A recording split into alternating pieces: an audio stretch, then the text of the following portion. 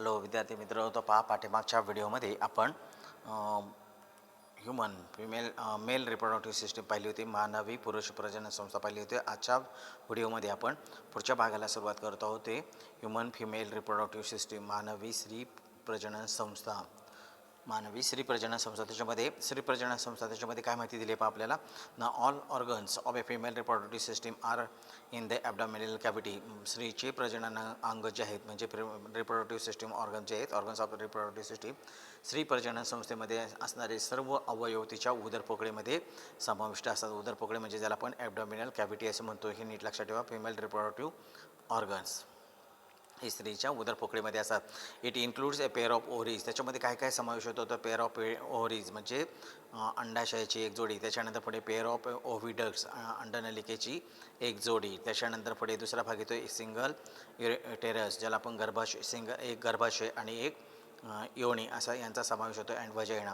इथे आपल्याला काय दिलं आहे, त्या इट कॅन इन्क्लूड्स, त्या फिमेल रिप्रोडक्टिव्ह सिस्टीममध्ये काय काय असतं तर त्याच्यामध्ये it includes a pair of ovaries and pair of oviducts, single uterus and vagina. त्याच्यामध्ये काय दिलं आपल्याला, पहिला दिला आपल्याला ए पेअर ऑफ ओव्हरीज म्हणजे अंडाशयाची एक जोडी. त्याच्यानंतर पुढे अंडनलिकेची एक जोडी आणि नंतर पुढे एक गर्भाशय आणि एक योडी यांचा समावेश होतो. Besides a pair of Bartholin's glands.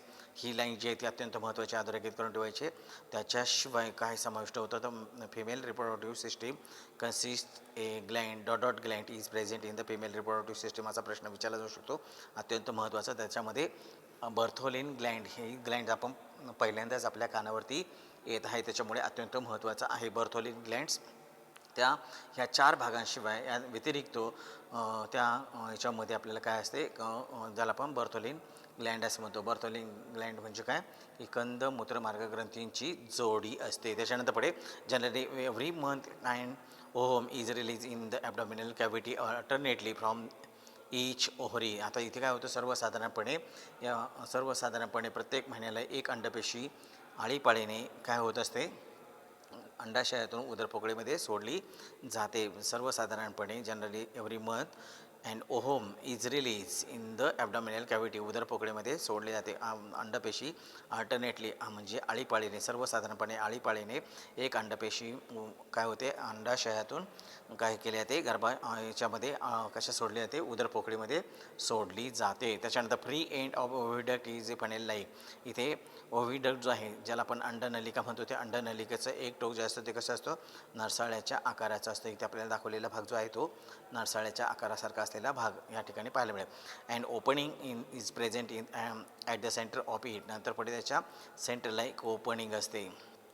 त्या ओपनिंगमधून पुढे काय होतं ते पहा, oocyte enters the oviducts through that the opening. नंतर पुढे अंडनलिकेच्या टोकाला नरसाळ्यासारखा भाग असतो, त्याच्या केंद्रभागी एक छिद्र असते. त्या छिद्रातून अंडपेशी जी आहे ती अंडनलिकेमध्ये प्रवेश करत असते. ओ साईट म्हणजे अंडपेशी, ओ साईट अंडपेशी काय करत असते, त्या ओव्हिडक्टमध्ये, त्या छिद्रातून ओव्हिडक्टमध्ये प्रवेश करत असते. त्याच्यानंतर पुढे cilia are present on the inner surface of the oviduct. त्याच्यामध्ये सिलिया जे असतात म्हणजे काय म्हणतो आपण त्याला, रोमके. त्या अंडनलिकेच्या आतील पृष्ठभागावरती काय असतात, लहान लहान रोमके असतात. या पुढे this cilia push the oocyte towards the uterus. नंतर पुढे ही रोमके काय करतात, अंडपेशीला गर्भाशयाकडे ढकलत असतात. म्हणजेच अंडनलिके जे आहे त्या अंडनलिकेच्या आतील पृष्ठभागावरती सिलिया असतात किंवा त्याला आपण रोमके असं म्हणतो. त्या रोमकांच्या साह्याने काय केलं, त्या अंडपेशी जी आहे ती काय केले, ते पुढे गर्भाशयामध्ये म्हणजे युटेरसमध्ये काय केले, ते ढकलले जाते. असा एकूण भाग आपल्याला ह्या आकृतीच्या सगळ्यांनी इथे आपल्याला पाहता येईल. आता इथे आपण आकृतीवरती थोडीशी चर्चा करूया. त्याच्यामध्ये आकृती काय दिली आहे पहा. तेव्हा इथे आपल्याला एकदम खाली तळाला जे लेबलिंग केलेलं आहे त्याला आपण,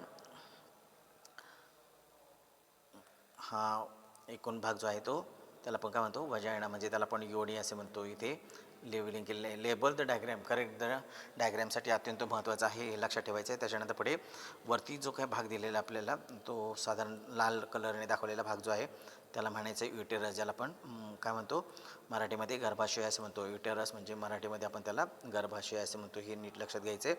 त्याच्यानंतर वरच्या बाजूला इकडे असलेला हा ग्लोब्युलर भाग जो आहे त्याला आपण काय म्हणतो, ओव्हरी असे म्हणतो. इथे ओव्हरी दाखवलेली आहे. आणि नंतर पुढे ओव्हरी म्हणजे मराठीमध्ये त्याला आपण अंडाशय असं म्हणतो. त्याच्यानंतर पुढे वरच्या बाजूला ओव्हरीपासून निघालेला एक भाग जो आहे त्याच्यापासून एक नलिका निघालेली आहे. त्या नलिकेचा तोंडाकडचा भाग जो असतो तो नरसाळ्याच्या आकाराचा असतो. इथे दाखवलेला भाग जो आहे तो नरसाळ्याच्या आकाराचा असतो. त्याला एक ओपनिंग असेल, त्या ओपनिंगमधून अंडपेशी जी आहे ती सरळ काय केली जाते, गर्भाशयात आणून सोडली जाते. तर हा जो मार्ग जो आहे त्याला आपण काय म्हणतो, ओव्हिडक्ट असं म्हणतो. त्याला आपण मराठीमध्ये अंडनलिका असे म्हणतो. ही नीट लक्षात घ्या.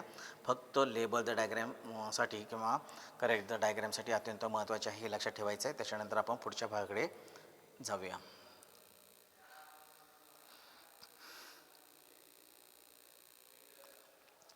आता पुढचा भाग जो दिला आपल्याला,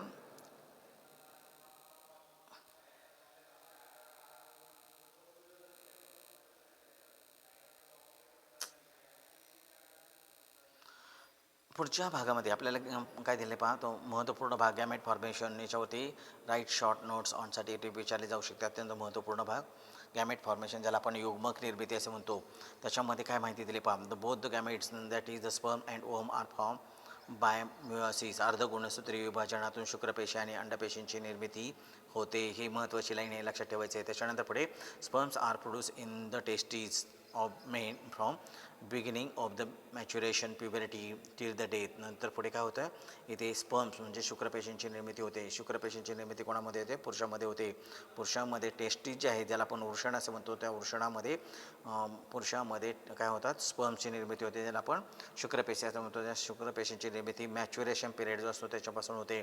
म्हणजे तारुण्य अवस्थेमध्ये, प्युबर्टी तारुण्य अवस्था असं म्हणतो. तर त्या तारुण्य अवस्थेमध्ये पुरुषाच्या वृषणांमध्ये यौवन अवस्थेमध्ये मरेपर्यंत शुक्रपेशी तयार केल्या जातात, टिल द डेथ, मरेपर्यंत. त्याच्यानंतर पुढे however in case of woman. आता तथापि स्त्रीच्या बाबतीत काय होतं पहा, इन केस ऑफ वुमन और स्त्री, in case of woman at the time of birth there are 2 to 4 million immature oocytes in the ovaries of female foetus. आता त्याच्यामध्ये काय होतं पहा, आता जसं पुरुषामध्ये प्युबर्टी किंवा तारुण्य अवस्थेपासून त्याच्या शरीरामध्ये मरेपर्यंत शुक्राणूंची निर्मिती होते, तसं स्त्रीमध्ये काय होतं पहा, तर ज्यावेळेला मुलगी जन्माला येते त्यावेळेला तिच्या जन्माच्या वेळेस तिच्या शरीरामध्ये 2 ते 4 दशलक्ष काय असतात, ओसाइट्स तयार होतात, म्हणजे अंडपेशींची निर्मिती झालेली असते. आणि हे फक्त काय होतं असं, ही जे आहे ते कुठे असते, ओव्हरीज ऑफ द फिमेल, त्या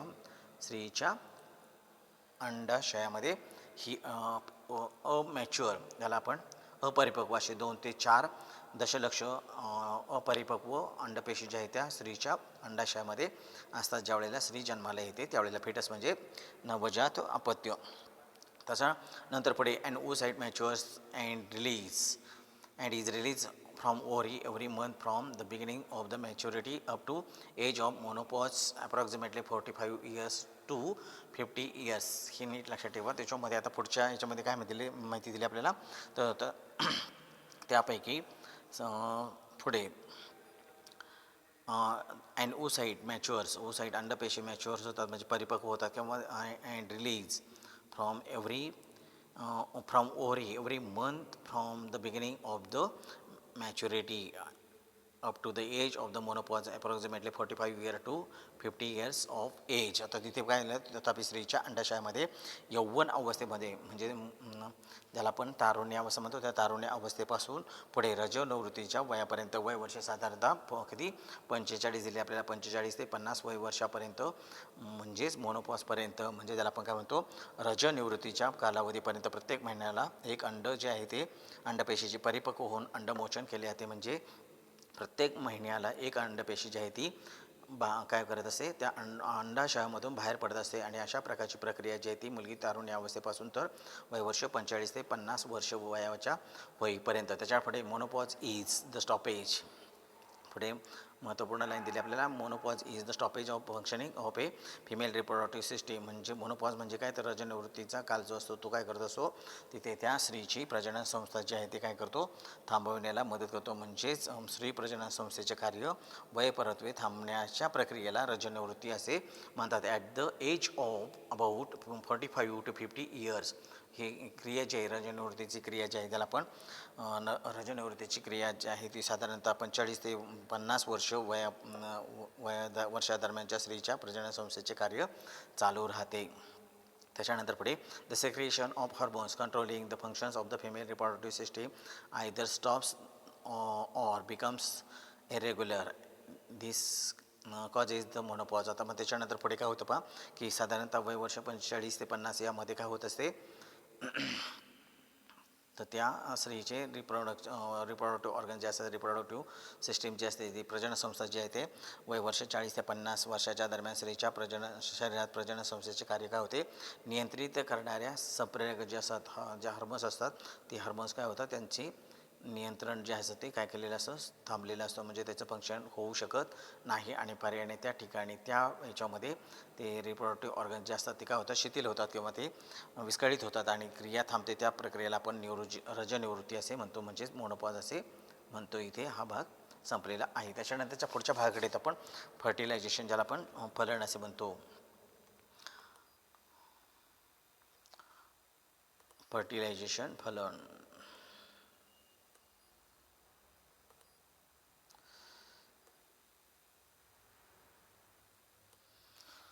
जसं आपण वनस्पतीमध्ये फर्टिलायझेशन पाहिलं त्याच्यामध्ये उपयुग्मक आणि श्रेयुग्मक यांच्या मिलनातून युग्मनज तयार होतो. तसंच तिथे आपल्याला मानवाच्या संदर्भात दिलेलं फर्टिलायझेशन त्याच्यामध्ये काय माहिती दिली आहे formation of zygote by union of sperm and ovum is called as fertilization. आता तिथे फॉर्मेशन कशाचं फॉर्मेशन करायचं आपल्याला तो युग्मनज तिथे तयार होतो. तो युग्मनज तयार करण्याच्या म्हणजे अंडपेशी शुक्राणू किंवा शुक्रपेशी अंडपेशी यांचा एकत्रित येऊन त्यापासून युग्मनज तयार होण्याची प्रक्रिया म्हणजेच फलन होय. Fertilization is internal in human being. आता हे सर्वात महत्त्वपूर्ण लाईन सहजपणे filling the blanks true or false त्यासाठी महत्त्वाचे आहे. फर्टिलायझेशन मानवामध्ये घडून येणारं फलन जे आहे ते आंतरिक असते किंवा मानवामध्ये फलनाची क्रिया शरीरांतर्गत होत असते. ही नीट लक्षात ठेवायचं. Semen is ejaculated in vagina during the copulation. आता इथे समागमाच्या वेळी सिमेन जे आहे त्याला आपण काय म्हणतो रेत किंवा वीर्य असं म्हणतो. ते वीर्य जे आहे ते काय केले जाते स्त्रीच्या योनिमार्गात सोडले जाते. Sperms in the numbers of a few millions starts their journey by the route of the vagina, uterus and oviduct. One of these of few million sperms fertilize the only ovum present in the oviduct. आता इथे पुढे आपल्याला काय माहिती दिलं पहा रेतातील काही दशलक्ष संख्या असलेले शुक्राणू जे आहे ते योनी मार्ग त्याच्यानंतर पुढे गर्भाशय नंतर पुढे अंडनलिका असा प्रवास करत जातात. म्हणजे त्याचा शुक्राणूचा मार्ग कसा असतो तर त्याच्यामध्ये पहिला येतो तो योनी मार्ग नंतर पुढे गर्भाशय नंतर पुढे अंडनलिका असा प्रवास करत त्यातील एक शुक्राणू जो आहे तो अंडनलिकेत असलेल्या एकमेव अंडपेशीशी काय करतो संयोग पावतो. तिथे एकमेव अंडपेशी जी आहे ती ओनली वन ओहोम त्या ठिकाणी अंडपेशी म्हणजे ओहोम त्याच्याबरोबर काय होतो तो फर्टिलाइज होतो. मग त्यापैकी फक्त एकच असा त्याबरोबर संयोग पावत असतो.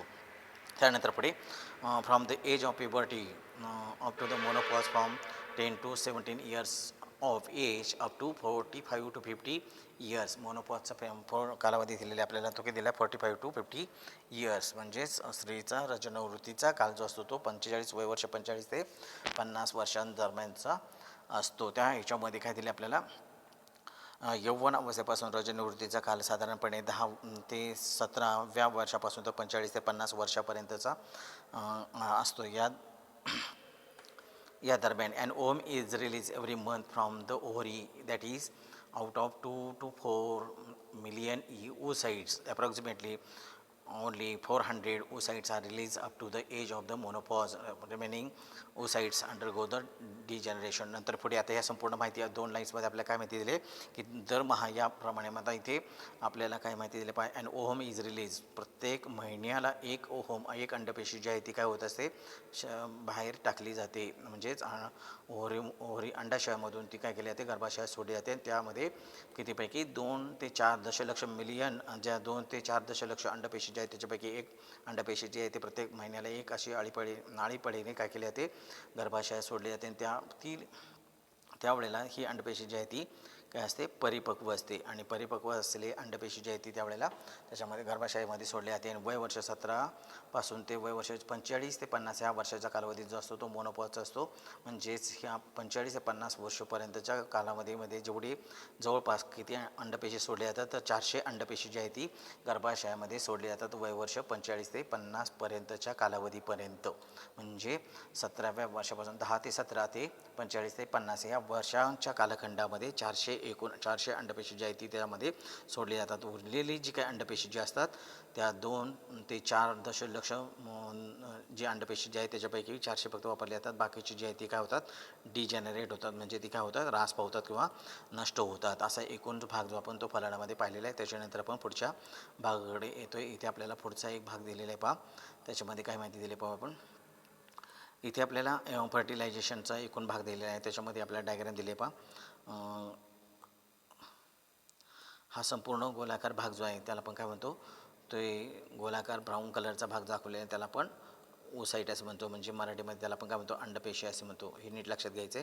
आणि त्याच्यानंतर पुढे बाजूला असलेले सफेद रंगाचे धाग्यासारखे जे भाग आहेत, हे संपूर्ण धाग्यासारखे असलेले भाग जे आहेत त्याला पण काय म्हणतो, शुक्रपेशी असं म्हणतो, स्पर्म असे म्हणतो. हे नीट लक्षात घ्यायचे. असे स्पर्म त्याच्यापैकी इथे आपल्याला बरेचसे स्पर्म इथे दिसत आहेत, परंतु त्यापैकी एकच स्पर्म त्या अंडपेशीबरोबर सहयोग होतो आणि त्यापासून फर्टिलायझेशन होते, म्हणजे झायगोटची निर्मिती होते. त्याला आपण युग्मनज असे म्हणतो. त्याच्यानंतर पुढे आपल्या शेजारी दिलेली माहिती काय दिली पहा. The oocytes release from the ovaries during the last few months nearing the age of the menopause are 40 to 50 years old. Their ability of a division has been diminished till now. Due to this, they cannot complete the mitotic division properly, and if such oocytes are fertilized, the newborns produced from them may be with the some ॲबनॉर्मॅलिटीज. इथे सर्वात महत्त्वपूर्ण भाग दिला आहे. त्याच्यामध्ये काही ॲबनॉर्मॅलिटीज तयार होतात, म्हणजे ते आपत्ती जे आहे ते नॉर्मल होऊ शकतात नाही. त्याला आपण डाऊन सिंड्रोम असे म्हणतो. म्हणजे आता इथे नेमका भाग कसा दिला आहे तर पहा, हा सर्वात महत्त्वपूर्ण भाग आहे आपल्या पुढच्या जीवनकालासाठी. आता याच्यामध्ये काय माहिती दिली आपल्याला, की ज्या वेळेला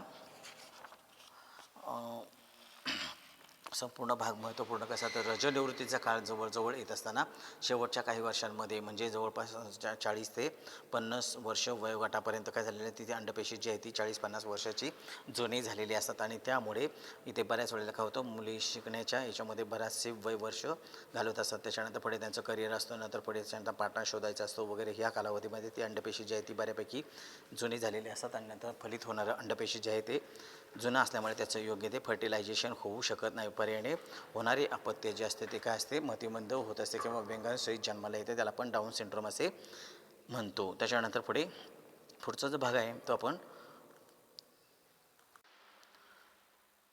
आणि म्हणून त्या ठिकाणी आपल्याला काय करावं लागते की लग्नाचं वय वर्ष जे आहे ते आपण पाहतो. अलीकडेच्या कालावधीमध्ये काय होतं की मुलींची लग्नाची वय जी आहे ती वाढली जातात, म्हणजे 33-34-35पर्यंत जातो. असं जे आहे ते पूर्णपणे चुकीचे होते, की त्या स्त्रीच्या शरीरात असलेली जी काय अंडपेशी जी आहे ती बऱ्यापैकी जुनी होतात. आणि जुनी झाल्यानंतर त्यांची डिव्हिजन ॲबिलिटी ऑफ डिव्हिजन, म्हणजे त्याची विभाजनाची जी काही क्षमता जी असते, अर्धसूत्री जे विभाजन होतं असं ते अर्धसूत्री विभाजन व्यवस्थित होऊ शकत नाही. पर्यायाने अंडपेशी फलित होत नाहीत, आणि फलित झाली तरी त्याच्यामध्ये काही अपत्यामध्ये व्यंग निर्माण होतात, आणि व्यंग निर्माण झाले की त्याला आपण डाऊन सिंड्रोम असे म्हणतो. त्यामुळे हा भाग जो आहे तो आपल्या पुढील दृष्टिकोनातून अत्यंत महत्त्वाचा आहे. त्याच्यानंतर पुढच्या भागाकडे येऊ आपण. पुढे आपल्याला डू यू नोचा भाग दिला आहे. तर त्याच्यामध्ये मी तिकडे आता हा संपूर्ण पॅराग्राफ वाचत नाही. इथे फक्त मी तुम्हाला हा जो भाग जो आहे तो फक्त थोडक्यात करून देतो. इथे आपल्याला एक पुरुषाचं चित्र दिलं आपल्याला. इकडे मेल आहे आणि इकडे फिमेल दाखवलेलं आहे, म्हणजे स्त्री आणि पुरुष असे 2 भाग दाखवले आहेत. त्याच्यामध्ये इकडे अंडपेशी तयार होते, स्त्रीमध्ये अंडपेशी तयार होते ओसाइट्स, आणि इकडे पुरुषामध्ये शुक्रपेशी तयार होतात स्पर्म्स. आणि मग त्याच्यामध्ये असलेले एकूण मानवाच्या काही पेशीमध्ये 46 गुणसूत्र असतात. ते आपण पाठीमागे पाहिलं. मग 46 गुणसूत्रांपैकी 44 गुणसूत्र जी असतात ती अलिंग गुणसूत्र असतात, ज्याला आपण ॲटोझोम्स असे म्हणतो. आणि नंतर 2 गुणसूत्र जे आहे ते XY ही जे काय असतात सेक्स क्रोमोझोम्स असतात, त्याला आपण लिंग गुणसूत्र असे म्हणतो. असे एकूण किती होतात, 46 गुणसूत्रे होतात. इथे आता पाहिले तर तुमच्या लक्षात येईल, इथे आपल्याला 22 अधिक X दिला आहे, आणि नंतर पुढे 22 अधिक Y दिलेलं आहे, म्हणजे 22 आणि 22 44 आणि 2 46 असे गुणसूत्र आहेत त्यापैकी 44 जी असतात ती कशी असतात ॲटोझोम्स असतात, ज्याला आपण काय म्हणतो अलिंग गुणसूत्र असं म्हणतो, आणि 2 जी असतात ती सेक्स क्रोमोझोम असतात. तसेच इकडे सुद्धा आपल्याला दिलेले आहे ते आपल्याला 22 अधिक एक्स दिला आहे, म्हणजे फक्त 23 गुणसूत्र नाही तर इथे 2 जोड्या असतात, हे लक्षात ठेवायचं. म्हणजे अशा प्रकारचा दुसरा एक संच इथे तयार झालेला असतो, हे नीट लक्षात घ्यायचं. नाही तर फक्त 22 अधिक एक्स घ्यायला तसं घ्यायचं नाही आहे. त्याच्यानंतर मग आता पुढे काय होणार आहे पहा, तर त्या लिंग गुणसूत्राच्या वेळेला म्हणजे ज्यावेळेला शुक्रपेशी अंडपेशीशी संयोग पावतात त्यावेळेला ह्या शुक्रपेशीमध्ये येणारे एकतर एक्स क्रोमोझोम येईल. एक्स क्रोमोझोम जर आलं तर स्त्रीकडून कोणतंही आलं एक्सपैकी तर ते एक्सच येणार आहे. पर्यायाने काय होणार आहे ते आपल्याला कॉम्बिनेशन मिळणार आहे ते एक्स मिळणार आहे. मग 44 अधिक एक्स म्हणजेच त्या ठिकाणी अपत्य जे असते ते कोणतं असणार आहे, मुलगी असणार आहे. त्याच्यानंतर समजा दुसऱ्या बाजूला आपण जर विचार केला तर इकडे समजा शुक्रपेशीमधून जर आपल्याला वाय गुणसूत्र जर खाली पुढे संक्रमित झाले, ते वाय गुणसूत्र आलं आणि सगळीकडून कोणत्याही प्रकारचं एक आलं तर ते एक्सच येतं. म्हणजे इथे आपल्याला मिळालेलं जे आहे ते कोणतं मिळणार आहे आपल्याला कॉम्बिनेशनमध्ये ते एक्स वाय मिळणार आहे. आणि मग पर्यायाने तिथे होणारं अपत्य जे असते ते मुलगा असणार आहे. म्हणजेच काय की मुलगा होणे किंवा मुलगी होणे हे सर्वस्वी कोणावरती अवलंबून असतो, तर ते पुरुषावरती अवलंबून असतो. पण बऱ्याच वेळेला आपण स्त्रीला दोष देत असतो, हे मात्र चुकीचं आहे. हा संभ्रम जो आहे तो आपण ज्यावेळेला अशा प्रकारचे वाद निर्माण होतात त्यावेळेला आपल्याला हे स्पष्ट करता येणं गरजेचं आहे. इथे आपण थांबूया. यानंतरचा पुढचा भाग जो आहे तो आपण पुढच्या व्हिडिओमध्ये पाहणार आहोत. धन्यवाद.